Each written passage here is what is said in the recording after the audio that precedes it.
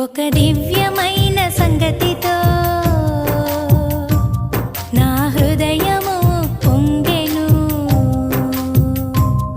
ఒక దివ్యమైన సంగతితో నా హృదయము పొంగెను. యేసురాజని నా ప్రియుడని ప్రియ స్నేహితుడు క్రీస్తనే. ఒక దివ్య